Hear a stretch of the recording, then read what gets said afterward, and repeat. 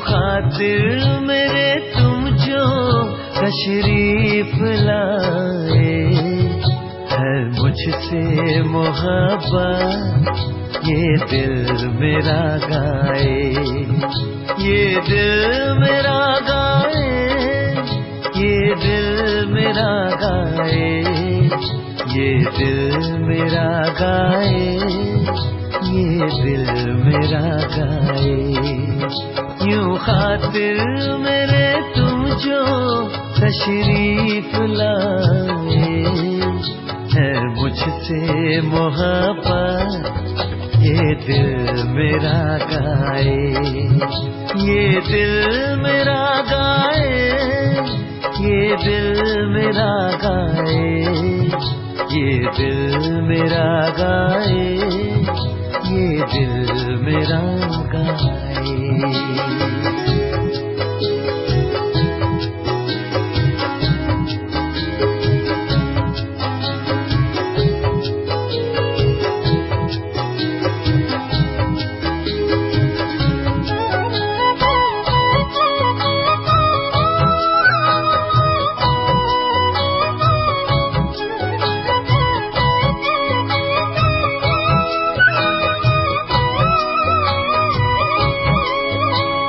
जलवा कहूँ या तेरी रहनुमाई, तेरा जलवा कहूँ या तेरी रहनुमाई, खूबसूरत तुमने ये जिंदगी बनाई।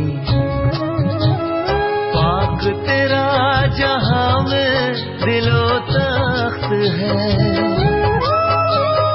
पाक तेरा जहाँ में दिलो तख्त है, साया तेरा मुझ पे हर वक्त है। बादशाह तू मुझे अपने दिल का बनाए, बादशाह तू मुझे अपने दिल का बनाए, है मुझसे मोहब्बत ये दिल मेरा गाए, ये दिल मेरा गाए, ये दिल मेरा गाए।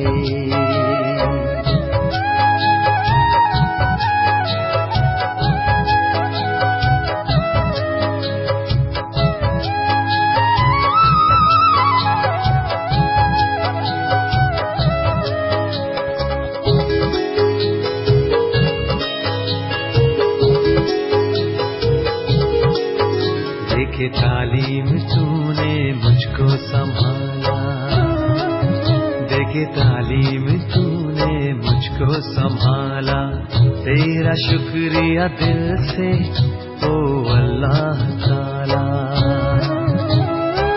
तेरी ही बदौलत है चलते कदम, ओ तेरी ही बदौलत है चलते कदम, कैसे भूलेंगे तेरा एहसान हम। वो इल्म तेरा रूहानी हमें पसंद आए, इल्म तेरा रूहानी हमें पसंद आए, है मुझसे मोहब्बत ये दिल मेरा गाए, ये दिल मेरा गाए, ये दिल मेरा गाए, ये दिल मेरा गाए, ये दिल मेरा गाए। ओम शांति। सभी को क्रिसमस डे की बहुत बहुत मुबारक हो, मुबारक हो, मुबारक हो। बाबा तो क्रिसमस डे को किशमिश डे भी कहते थे, क्योंकि हम सभी बच्चों को किशमिश के समान मीठा बनना है, क्योंकि हम सभी मीठे ते मीठे शिव बाबा के बच्चे हैं। लेकिन इस दुनिया में तो बहुत कड़वाहट है, माया विभिन्न रूप लेकर आती है और आत्मा को मीठे से कड़वा बनाने का प्रयास करती रहती है। लेकिन बाबा अपने ज्ञान से, अपनी शक्तियों से हमारी उस मिठास को जो खो गई थी विकारों के वशीभूत होने के कारण, उसे पुनः इमर्ज करते हैं, हमारी स्थिति को एक रस बनाते हैं, इतना मजबूत करते हैं कि बाहर की किसी हलचल का प्रभाव अंतर पर ना पड़े। निंदा स्तुति मान अपमान में हम एक समान रह पाएं।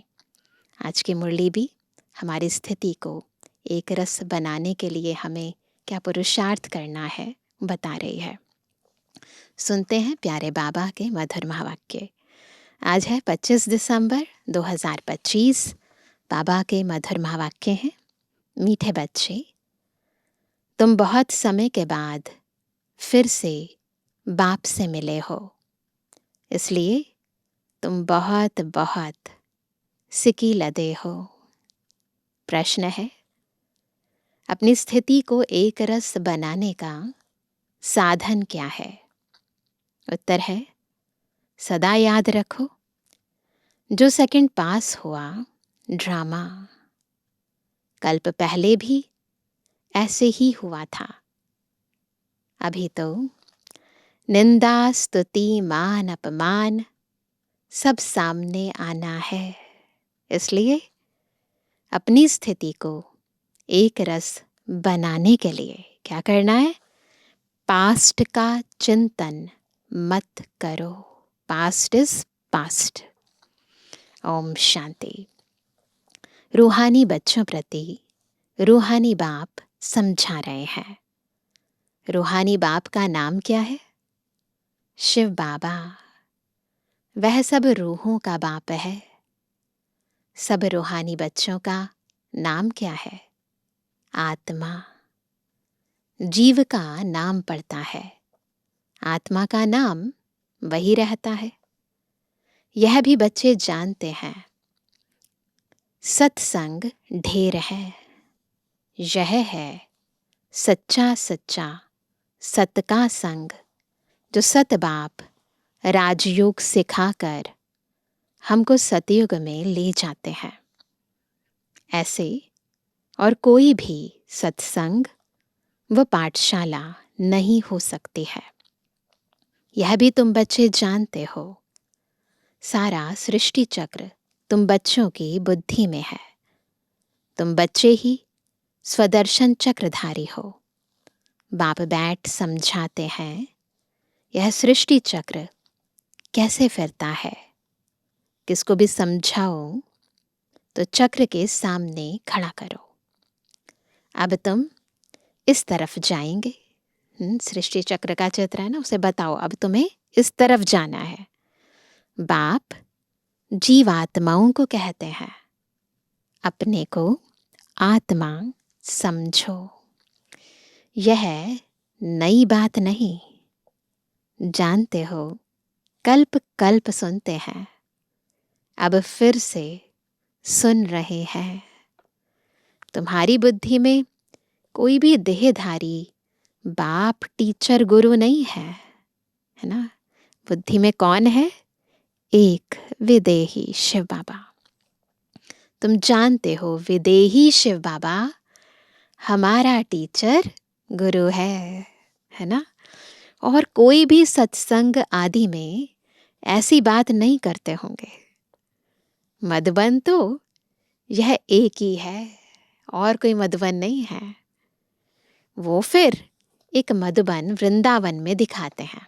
भक्ति मार्ग में वो मधुबन वृंदावन में दिखाते हैं। वह भक्ति मार्ग में मनुष्यों ने बैठ बनाए हैं। प्रैक्टिकल मधुबन तो यह है। बाबा ने मधुबन का बहुत अच्छा अर्थ बताया है। मधुरता भी है और वैराग्य भी है। यहाँ दोनों चीजें हैं। तुम्हारी बुद्धि में है कि हम सतयुग त्रेता से लेकर पुनर्जन्म लेते लेते अभी संगम पर आकर खड़े हुए हैं। बुद्धि में है ना, चक्र पूरा किया, संगम पर आए हैं। किस लिए? पुरुषोत्तम बनने के लिए। हमको बाप ने आकर स्मृति दिलाई है। 84 जन्म कौन और कैसे लेते हैं वह भी तुम जानते हो। मनुष्य तो सिर्फ कह देते हैं, समझते कुछ नहीं। बाप अच्छी रीति समझाते हैं। सतयुग में सतो प्रधान आत्माएं थी, शरीर भी सतो प्रधान थे। इस समय तो सतयुग नहीं है, यह है कलयुग। गोल्डन एज में हम थे। फिर क्या हुआ? बुद्धि में चक्र घुमाएंगे। फिर चक्र लगाकर पुनर्जन्म लेते लेते हम आयरन एज में आ गए।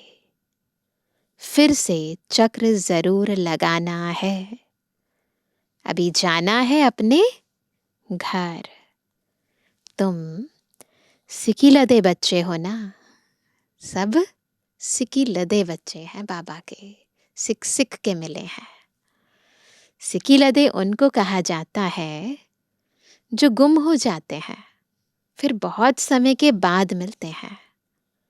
तुम 5000 वर्ष के बाद आकर मिले हो तो बाबा के सिकी लदे बच्चे हैं। तुम बच्चे ही जानते हो, यह वही बाबा है जिसने 5000 वर्ष पहले इस सृष्टि चक्र का हमको ज्ञान दिया था। स्मृति आई है सबको? स्वदर्शन चक्रधारी बनाया था। अभी फिर से बाप आकर मिले हैं जन्म सिद्ध अधिकार देने के लिए। यहाँ बाप रियलाइज कराते हैं, इसमें आत्मा के 84 जन्मों की भी रियलाइजेशन आ जाती है। यह सब बाप बैठ समझाते हैं, जैसे 5000 वर्ष पहले भी समझाया था।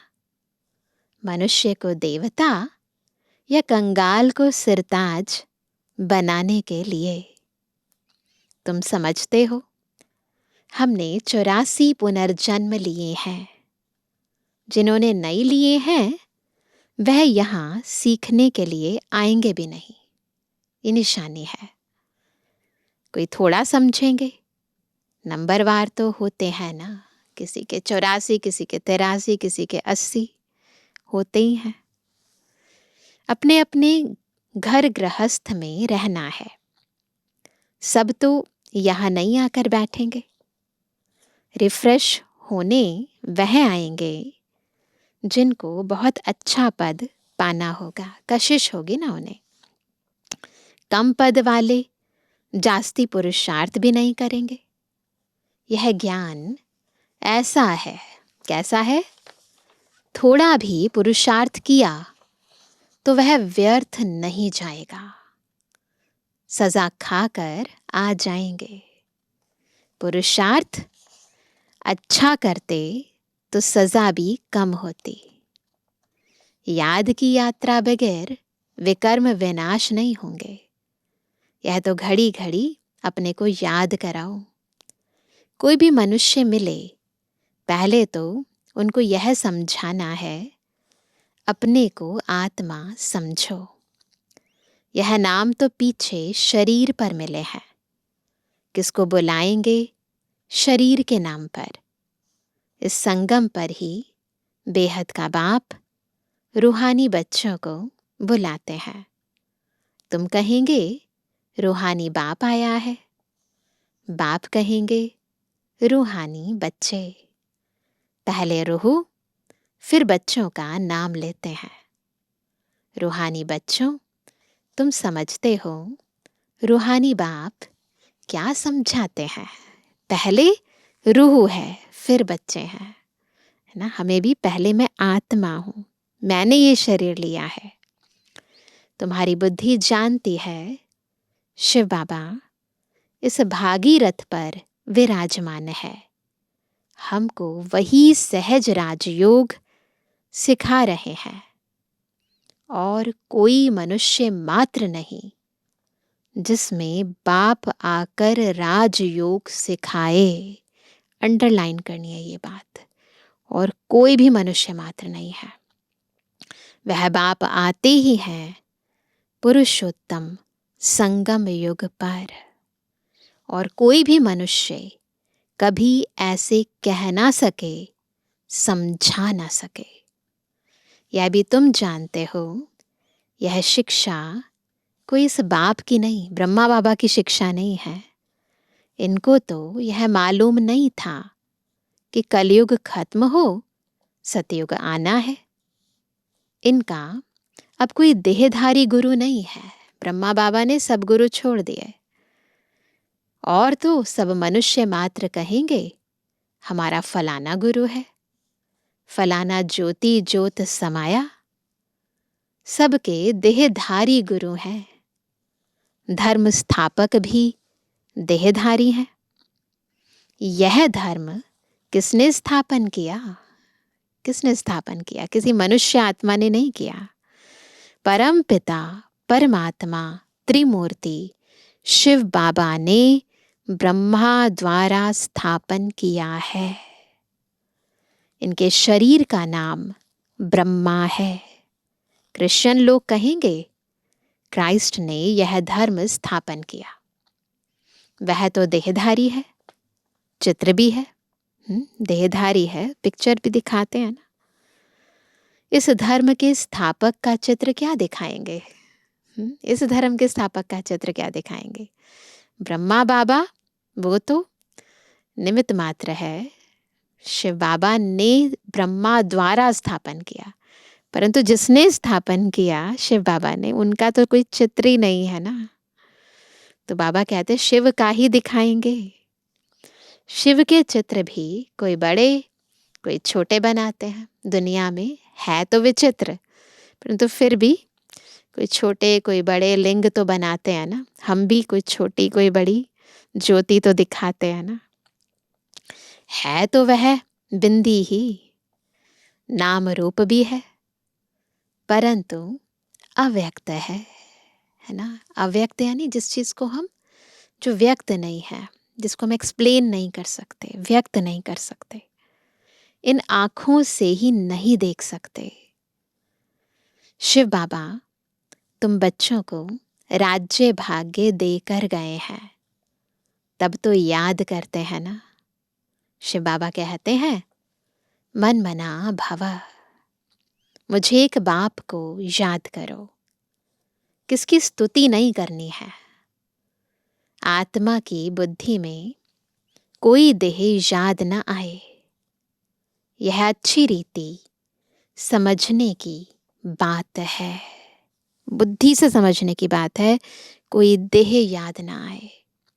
हमको शिव बाबा पढ़ाते हैं, सारा दिन यह रिपीट करते रहो। शिव भगवान उवाच, पहले पहले तो अल्फ ही समझना पड़े, बाबा कौन है यही समझना है पहले। यह पक्का नहीं किया और बेते बताई और बहुत सारी बातें बता दी, चक्र का ज्ञान दिया, बहुत कुछ बताया, तो कुछ भी बुद्धि में बैठेगा नहीं। किसने दिया ये इम्पोर्टेंट है ना।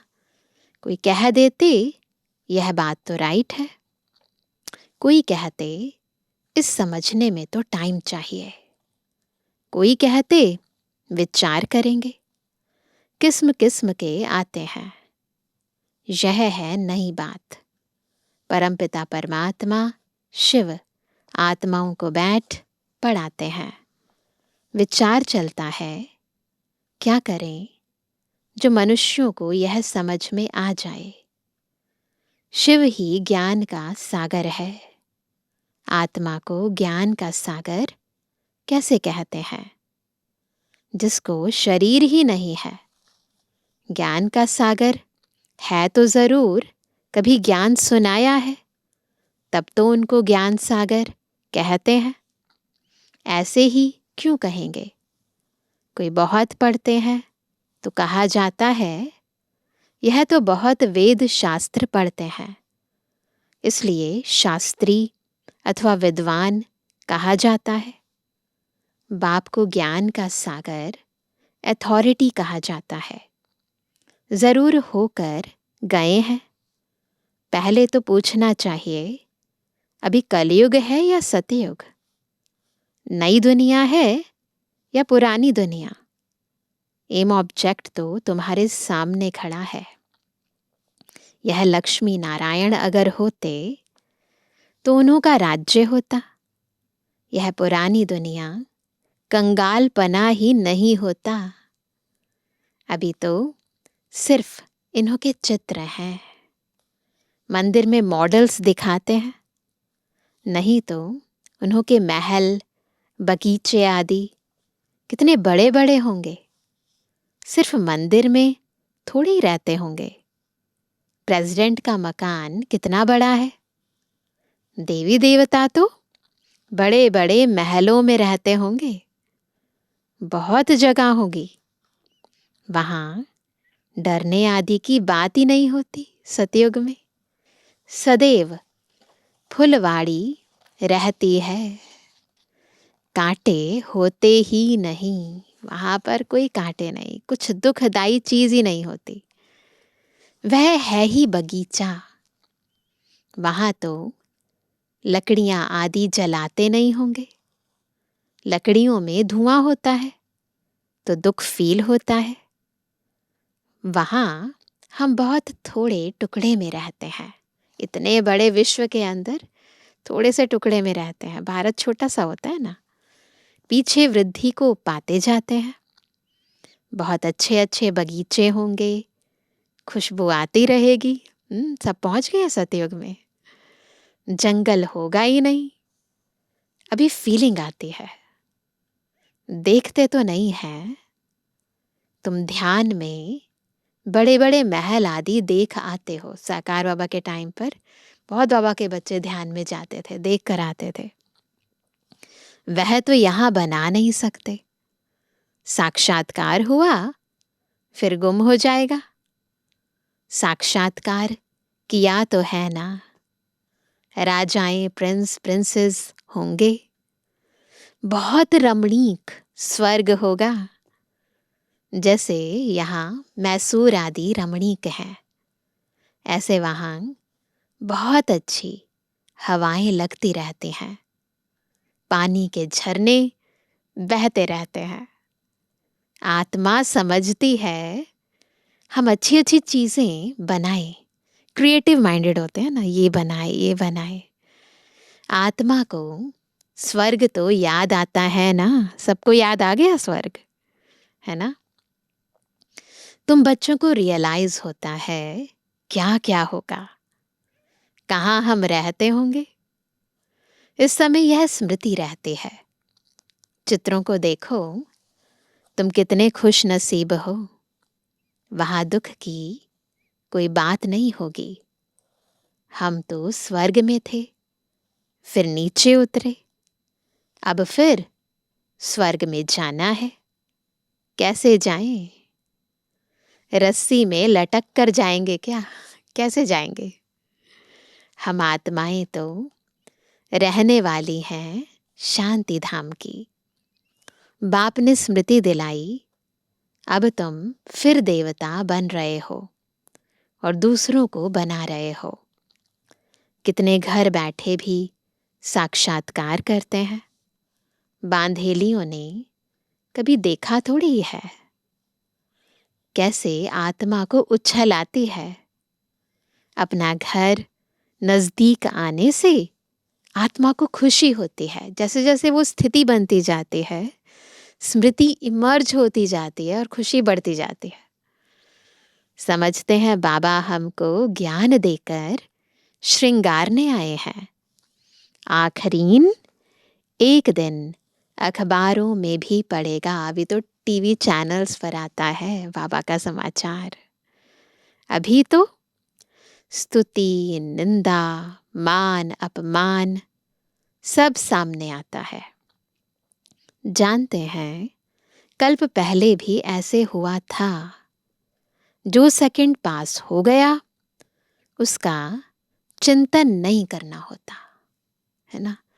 अखबारों में कल्प पहले भी ऐसे पड़ा था, फिर पुरुषार्थ किया जाता है। हंगामा तो जो हुआ था सो हो गया। नाम तो हो गया ना। ब्रह्मा बाबा, शिव बाबा दोनों इतने ज्यादा ऑप्टिमिस्टिक है ना। हर बात में कल्याण है, ये पक्का। ड्रामा पर इतना पक्का निश्चय होना चाहिए ना। बदनाम हुआ पर नाम तो हुआ। तो बाबा कहते हैं नाम तो हो गया ना, फिर तुम रिस्पॉन्ड करते हो। कोई पढ़ते हैं, कोई नहीं पढ़ते हैं, फुर्सत नहीं मिलती है ना, और कामों में लग जाते हैं। अभी तुम्हारी बुद्धि में है यह बेहद का बड़ा ड्रामा है। टिक टिक चलती रहती है, टाइम पास होता जाता है, चक्र फिरता रहता है। 1 सेकंड में जो पास हुआ फिर 5000 वर्ष बाद रिपीट होगा। जो हो गया सेकंड बाद ख्याल में आता है। यह भूल हो गई, ड्रामा में नूंद गया। कल्प पहले भी ऐसे ही भूल हुई थी, पास्ट हो गई, फुल स्टॉप लगाओ, तभी आगे बढ़ पाएंगे, है ना। अब फिर आगे के लिए नहीं करेंगे। पुरुषार्थ करते रहते हैं, तुमको समझाया जाता है घड़ी घड़ी यह भूल अच्छी नहीं है, यह कर्म अच्छा नहीं है। बाबा बच्चों को समझाते रहते हैं, दिल खाती होगी हमसे यह खराब काम हुआ। रियलाइजेशन तो होती है ना। बाप समझानी देते हैं, ऐसे नहीं करो, किसको दुख होगा। मना की जाती है, बाप बतला देते हैं यह काम नहीं करना। ये जो दिल खाना होता है ये खुद ही अपने आप में साइन है कि हमने कुछ गलत किया है। अंदर जो संकल्प विकल्प चलते हैं ये खुद साइन है कि हमने कुछ गलत किया है, तो खबरदार रहना है। तो बाबा कहते हैं बाप बतला देते हैं यह काम नहीं करना। बिगिर पूछे चीज उठाया, उसको चोरी कहा जाता है। ऐसे काम मत करो, कड़ुआ मत बोलो।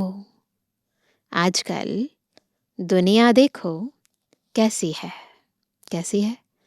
कोई नौकर पर गुस्सा किया तो वह भी दुश्मनी करने लग पड़ते हैं। कितनी ज़्यादा इंसिडेंट्स होते हैं दुनिया के अंदर, कितने लोग मार देते हैं एक दूसरे को।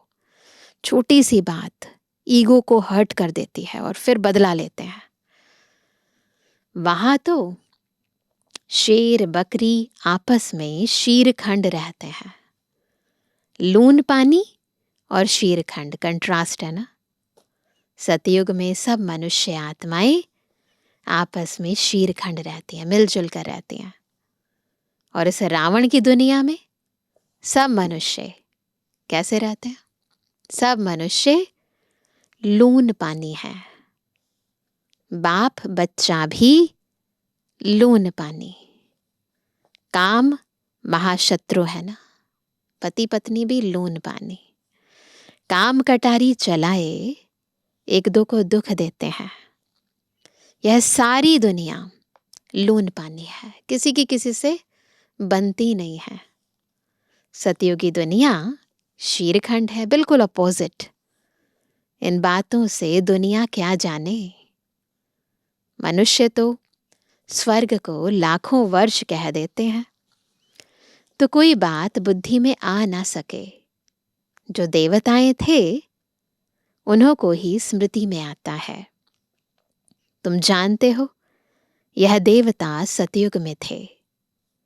जिसने 84 जन्म लिए हैं वही फिर से आकर पढ़ेंगे और कांटों से फूल बनेंगे। ये निशानी है। यह बाप की एक ही यूनिवर्सिटी है, इनकी ब्रांचेस निकलती रहते हैं। खुदा जब आएगा तब उनके खिदमतगार बनेंगे, जिनके द्वारा खुद खुदा राजाई स्थापन करेंगे। तुम समझते हो हम खुदा के खिदमतगार हैं। वह जिस्मानी खिदमत करते हैं, यह रूहानी। बाबा हम आत्माओं को रूहानी सर्विस सिखला रहे हैं, क्योंकि रूह ही तमो प्रधान बन गई है। फिर बाबा सतोप्रधान बना रहे हैं। बाबा कहते हैं मामेकम याद करो तो विकर्म विनाश होंगे।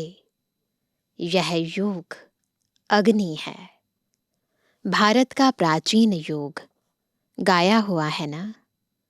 आर्टिफिशियल योग तो बहुत हो गए हैं, इसलिए बाबा कहते हैं याद की यात्रा कहना ठीक है।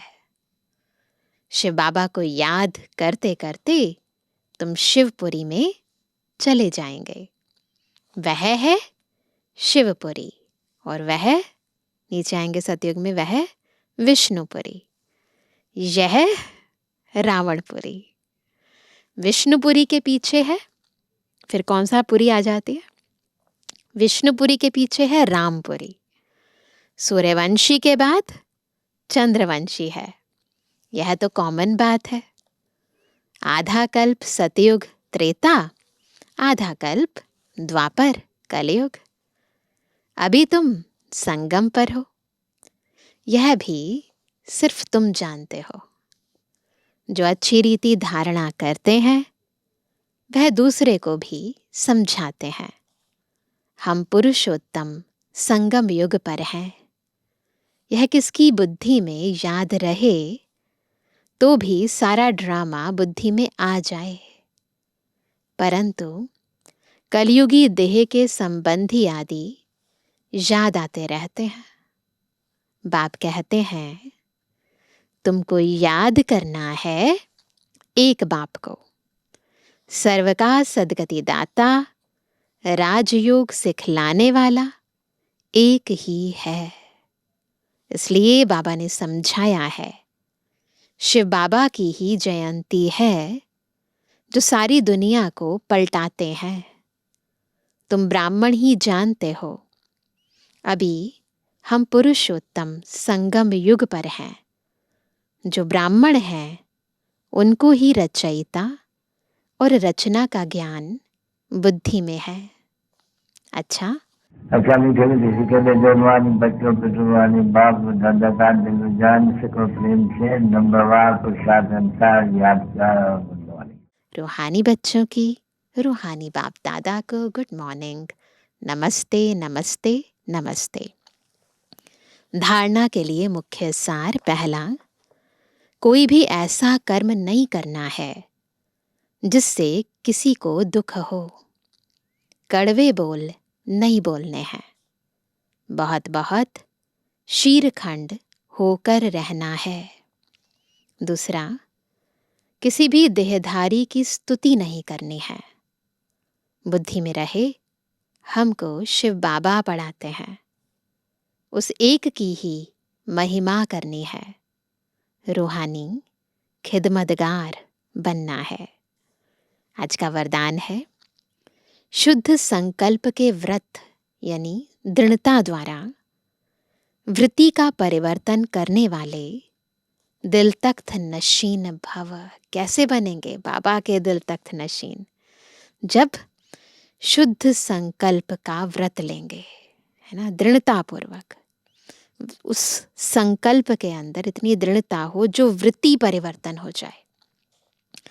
तो बाबा ने कहा बाप दादा का दिल तख्त इतना प्योर है, जो इस तख्त पर सदा प्योर आत्माएं ही बैठ सकती हैं, जिनके संकल्प में भी अपवित्रता या अमर्यादा आ जाती है।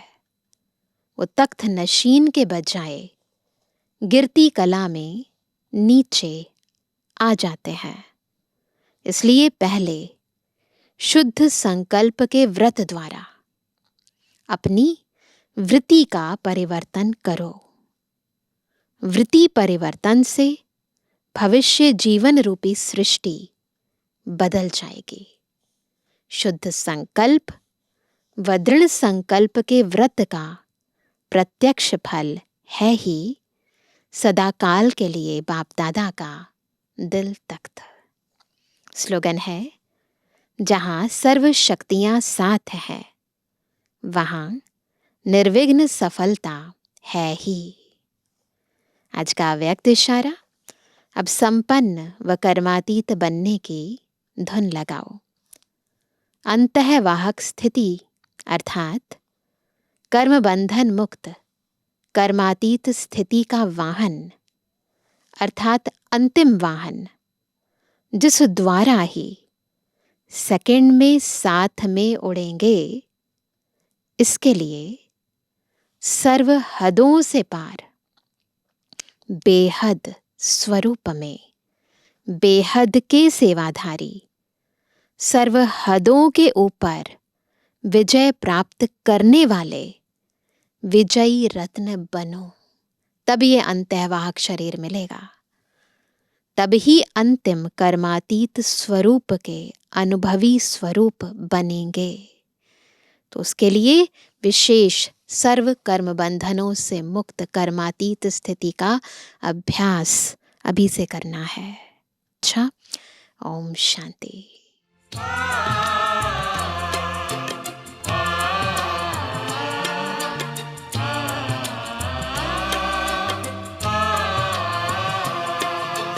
मन में इसी धुन का है बसेरा, मैं बाबा का बाबा मेरा।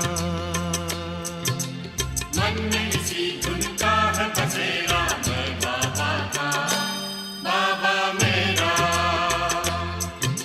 सुख शांति का मर्म सुनहरा, मैं बाबा का बाबा मेरा। मन में इसी धुन का है बसेरा, मैं बाबा का बाबा मेरा। मन में इसी धुन का है बसेरा, मैं बाबा का बाबा मेरा।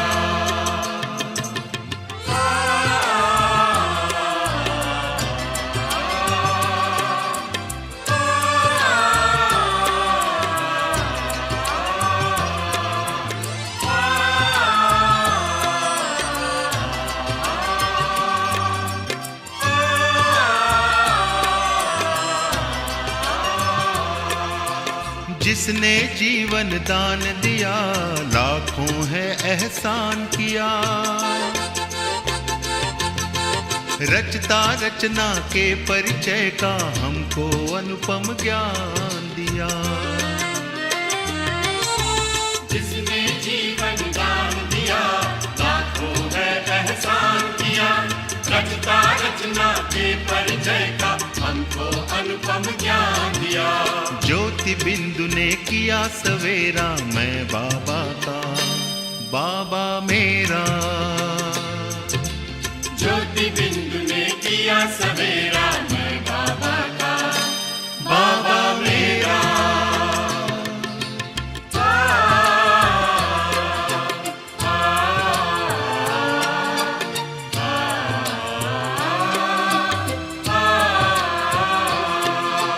उतर उतर कर स्वर्णिम किरणें लगी हैं गम का तम हरने। प्रेम का परमानंद लिए है लगी भुवन पावन करने। उतर उतर कर स्वर्णिम किरणें लगी है गम का तम हरने। प्रेम का परमानंद लिए है लगी भुवन पावन करने। गगन पथ में फूल बिखेरा, मैं बाबा का बाबा मेरा। गगन में पथ में फूल बिखेरा, मैं बाबा का बाबा मेरा।